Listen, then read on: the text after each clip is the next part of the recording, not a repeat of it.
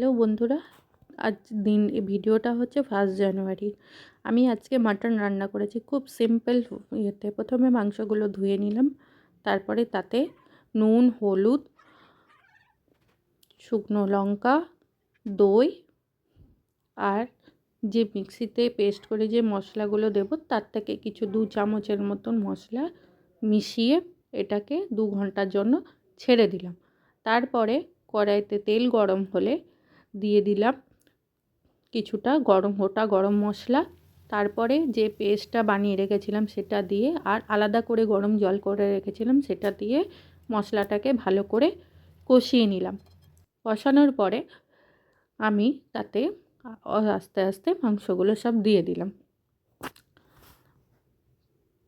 সমস্ত মাংসগুলো দিয়ে দেওয়ার পরে ভালো করে কষিয়ে সেটাকে আমি প্রেসার কুকারে দিয়ে দিলাম।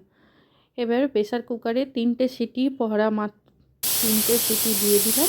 3টে সিটি দিয়ে দেওয়ার পরে আমি ছেলেটাকে পড়াতে চলে গেলাম। তারপরে লো ফ্লেমে কিছুক্ষণ রেখে আবার 4-5টা সিটি করে এই যে আমার মাটন রেডি। এইদিকে আমার ছেলের পড়ানো কমপ্লিট। এবারে আসুন শুনে নিই আমার ছেলে কাইচি দিয়ে পেপার কাটলে নাকি কি হয় সেটা সম্পর্কে একটুখানি শুনে নিই।